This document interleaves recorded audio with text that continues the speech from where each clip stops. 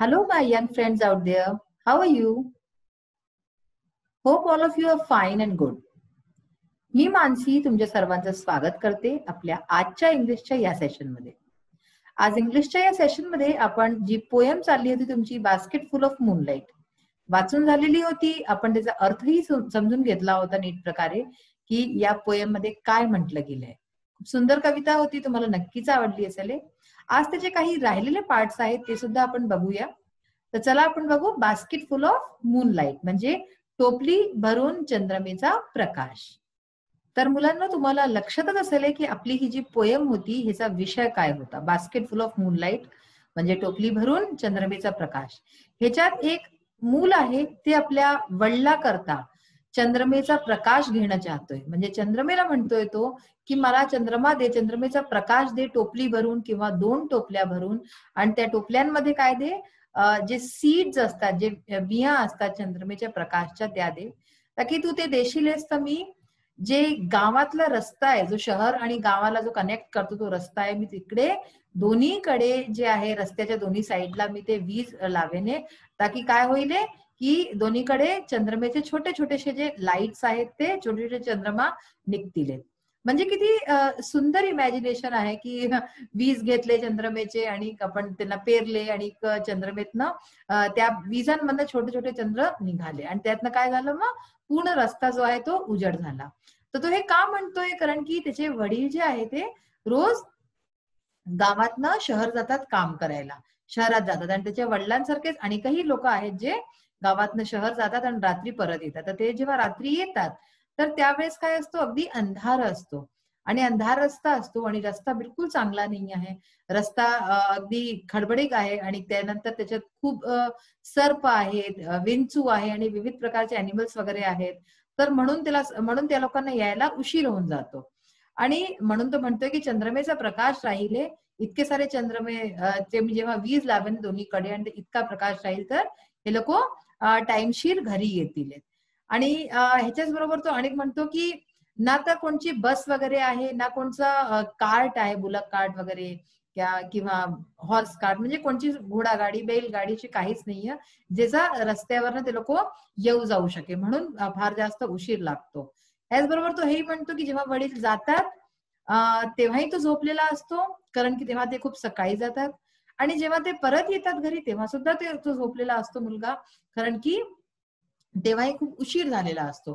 तर अशा प्रकारे तो आपल्या वडिलांच्या साथ करता तरसतोय तो मुलगा, है ना.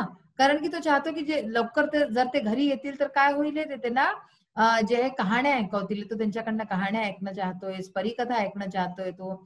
आणि तो म्हणतो की मला हे जे मूनलाईट आहे, चंद्रमेचा प्रकाश आहे, तो मला लोन वरती दे, मला कर्जावरती दे, मी तुला कर्जा फेडून देईन त्याचा हळूहळू करून.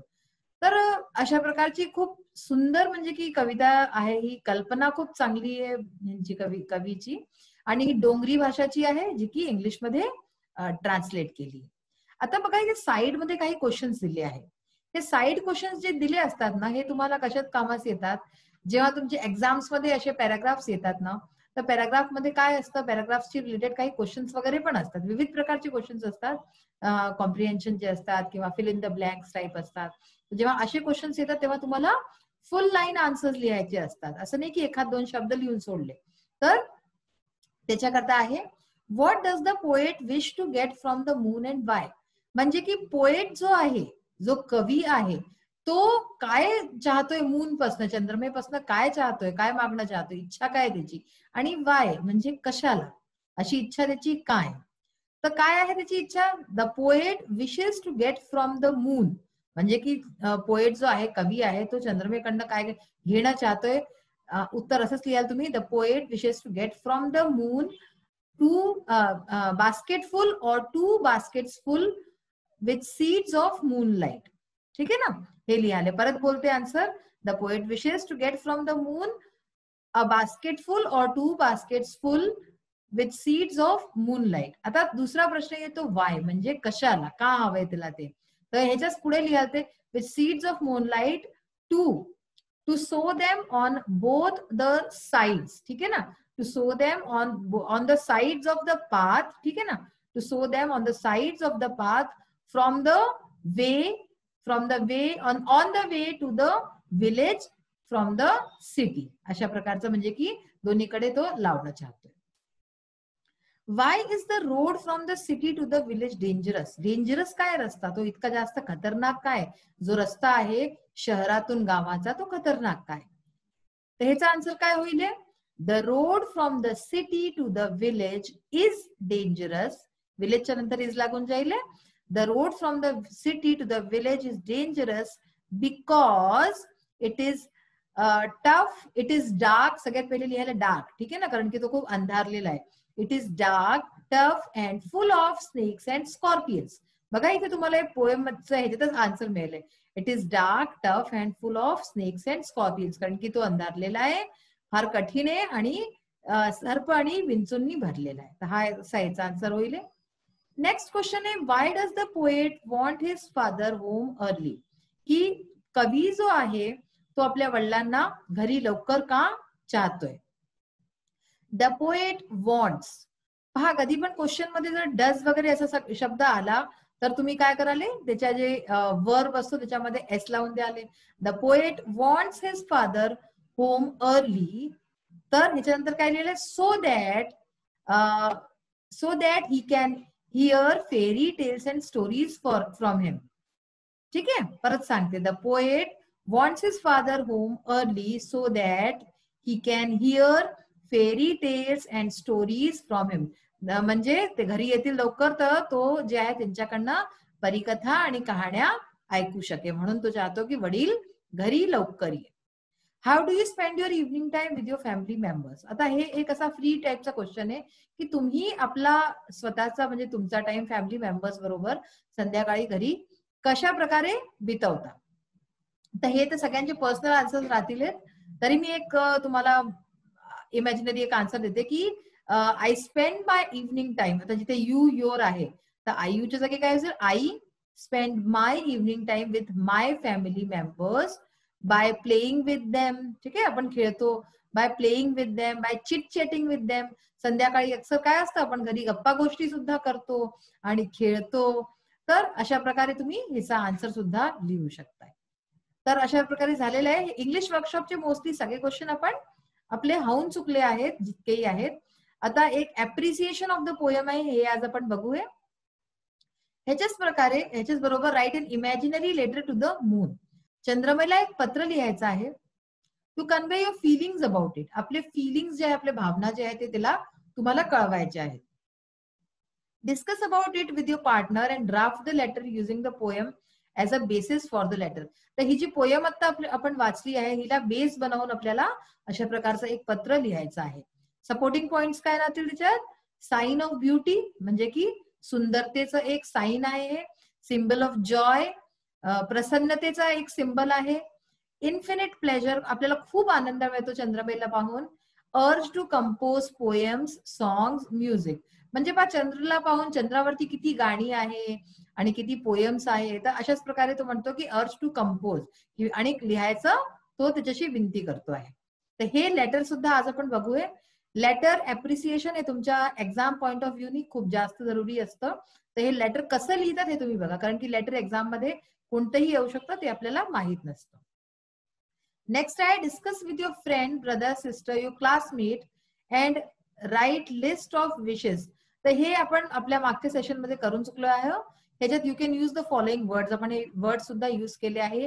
Great, wish, share, talk, help, cooperate, communicate.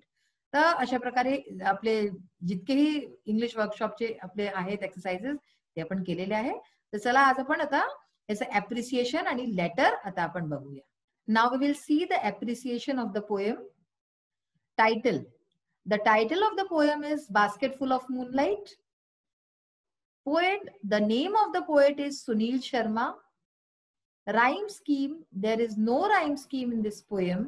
This poem is in free verse. हे मी तुम्हाला सांगितलंच होतं की राईम स्कीम या पोएम मध्ये कोणतीच नाही आहे. हे एक फ्री वर्सची पोएम आहे. Figure of speech. Figure of speech कोणते आहे त्या पोएम मध्ये? Repetition, alliteration, apostrophe. तर हे तिन्ही जे आहे फिगर ऑफ स्पीच आपल्याला मिळतात. नेक्स्ट आहे थीम, सेंट्रल आयडिया, जे की फार जरुरी आहे आपल्याला लिहिणं. The central idea of the poem is the loneliness of a child. in a remote village, untouched by modern amenities. आपण ही पोएम वाचली आहे, आपल्याला हे कळलंय की मुलगा जो आहे तो मूल लहान किती एकटा आहे आपल्या वडिलाच्या बिना. तो आपल्या वडिलाला खूप मिस करतो, म्हणून तो परत परत म्हणतोय की आपल्या वडिलाबरोबर राहणं चाहतोय, म्हणून तो चंद्रमेशी अशा प्रकारची विनंती करतोय. तर हेच म्हणतात की सेंट्रल आयडिया हाच आहे याचा. Poem is the loneliness of a child, एका मुलाचा एकटेपणा इन अ रिमोट विलेज, एक खूप दूरदराजचं गाव आहे तिथे, अनटच्ड बाय मॉडर्न अम्युनिटीज, म्हणजे की आजकालचे नवीन जितकेही सुख सुविधेचे साधन आहेत आधुनिक, ते तिथे काहीच नाही आहे. म्हणजे इव्हन तिथे लाईट्स सुद्धा नाही आहे. त्याच्यानेच आपल्याला कळतं की आधुनिक सुख सुविधाशी दूर आहे, वंचित आहे ते गाव. The child is too far from the modern urban life. हा मुलगा जो आहे हा आजकालच्या जो अर्बन लाईफ म्हणजे शहरी जीवन आहे त्याच्याशी एकदम बहुत जास्त दूर आहे, कारण की तिथे कोणतेच सुख सुविधा नाही आहे. That even his remedy for the plight of his villagers seems quite innocent and plain, की तो आपल्या वडिलांचं तर आहेच आहे, ह्याच्या बरोबरच तो पूर्ण गावातले जितकेही लोक आहेत सगळ्यांकरता तो म्हणजे की चाहतोय की सगळ्यांचं चांगलं हो. तर हे खूप इनोसेंट आहे. तर अशा प्रकारे हे ह्याची थीम आहे, सेंट्रल आयडिया आहे. नेक्स्ट क्वेश्चन आहे आपलं, write an imaginary letter to the moon. आपण आता पाहिलं होतं एक मूनला, चंद्रमेला एक लेटर लिहायचं आहे to convey your feelings about it, की काय तुमच्या फिलिंग्स आहे, काय भावना आहे. तर सर्वात आधी जेव्हाही आपण पत्र लिहितो, मी नेहमी तुम्हाला सांगते आणि परत आज सांगते, आपण सर्वात आधी काय करतो, अतुल मोरे एक नाव लिहिलंय मी. हे नाव जे आहे हे एक इमॅजिनरी नाव आहे. तर हे सेंडर्स नेम असतं, म्हणजे जे पत्र धाडतंय त्याचं नाव असतं. त्याच्यानंतर जो पत्ता असतो गवलीपाडा चंद्रपूर, तर तो पत्ता सुद्धा सेंडरचाच असतो, म्हणजे जो धाडतोय. तर म्हणजे इथे सर्वात आधी आपण काय करतो, लेफ्ट हँड साईडला वरती जे आहे ना कॉर्नरला आपण आपलं नाव लिहिलं, त्याच्या खालती आपला पत्ता लिहिला जोही ऍड्रेस आहे, आणि त्याच्यानंतर डेट लिहिली आपण, ज्या डेटला लिहिलं बाय 18 ऑक्टोबर 2020. आता तुम्ही हे एकदम हे पाठ करून घ्या, कारण की हे जर तुम्ही एकदम करेक्टली लिहून दिलं ना तर तुम्हाला नंबर, एक एक लाईनचे नंबर असतात त्याच्यात. तुम्ही नाव सही लिहिलं, तुम्ही पत्ता सही लिहिला, डेट, आणि जे जसं लिहायचंय तशाच प्रकारे लिहायचं. तर नाव, पत्ता, मग डे अँड डेट. ठीक आहे, तर हे लिहिलं तर ह्याचं तुम्हाला हाफ हाफ हाफ करून मार्क्स मिळत जातात. त्यानंतर डिअर चंदा मामा. आता आपण ज्याला पत्र लिहितोय त्याचं नाव डिअर करून केव्हा लिहितो आपण, जेव्हा इनफॉर्मल लेटर असतं. तर दिस इज अन इनफॉर्मल लेटर, म्हणून आपण डिअर लिहिलंय. तर डिअर चंदा मामा, हाऊ वी लव्ह यू, आम्ही तुम्हाला किती प्रेम करतो.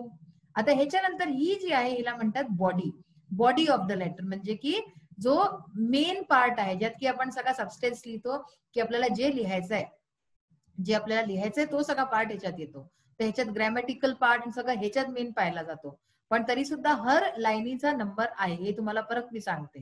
ह्याचा नंबर सगळ्यात जास्त असतो, आणि त्याच्या अलावा हर लाईनीचा अर्धा एक असा करून नंबर असतो. पत्र वाचू आपण. हाऊ वी लव्ह यू, आम्ही तुम्हाला किती प्रेम करतो. Dear you are the symbol of love, तर तुम्ही जे आहे एक प्रेमाचे प्रतीक आहात. सिम्बल ऑफ लव्ह म्हणजे प्रेमचे प्रतीक आहात.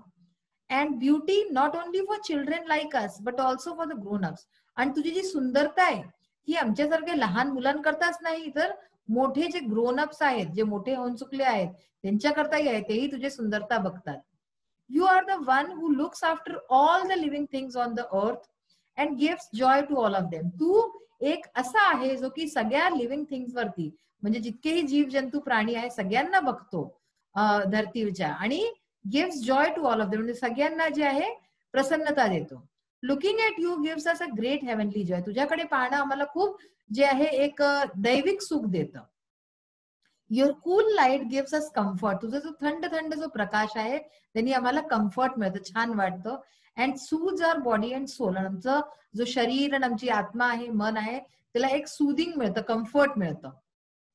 Your cool light guides the travellers at night. तर तुझा जो थंड जो प्रकाश आहे तो रात्री जे यात्रेकरू असतात त्यांना उजड दाखवतं. And gives infinite pleasure of walking in the serenely beautiful light. आणि काही लोक तुम्हाला माहितीये की चंद्रमेत म्हणजे रात्री जे आहे फिरायला निघतात, तर त्यांनाही त्यावेळेस चंद्रमेच्या प्रकाशात छान वाटतं.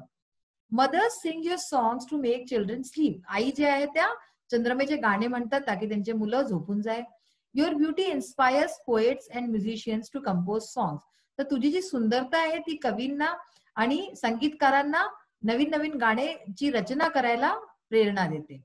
विदाउट युअर प्रेझेन्स, तुझ्या अस्तित्वाच्या शिवाय, हु विल राईट ललाबाईज फॉर अस, तर आमच्याकरता ललाबाईज कोण म्हणेल, म्हणजे ललाबाईज म्हणजे काय, जे लोऱ्या असतात, जे अंगाई असतात, तर अंगाई अशा कोण लिहिल्या, your dear children, for us your dear children, म्हणजे आम्ही जे तुझे खूप सगळे प्रिय मुलं आहोत, आमच्याकरता अंगाई कोण लिहिले. Who will write romantic poems without your presence, जर तू नाही राहशीलेस तर रोमॅन्टिक पोएम्स, जे प्रेमगीत जे असतात, प्रेमाचे जे कवी पोएम असतात, हे कोण लिहिले. Chandamama, be with us all the time to fill our hearts with your beauty, love and pleasant appearance. तर इथे तो परतचे विनंती करतोय की चंदामामा, आमच्या बरोबर तू नेहमी राहा आणि आमचे हृदय जे आहे तू भरून दे आपल्या सुंदरतेनी, प्रेमनी आणि आपल्या प्लेझंट अपीअरन्स, म्हणजे जसं तू छान दिसतो त्याच्यानी आमचं हृदय प्रेमानी भरून दे. With basket full of love, your loving nephew Atul More. तर हे शेवटले जे आहे 3 लाईनी, या पण जरुरी असतात, त्यांनाही नीट पाहून घ्या. तर अशा प्रकारे आपला आजचा सेशन इथे फिनिश होतोय. आज आपण पोयमचं अप्रिसिएशन आणि जो लेटर पाहिला आहे तो फार महत्वाचा आहे, त्याला तुम्ही परत बघा आणि चांगल्या प्रकारे समजा की कशा प्रकारे लिहितात. आजचा सेशन इथे फिनिश होतो. नेक्स्ट सेशन मध्ये परत भेटूया. Till then bye, have a nice day. Thank you.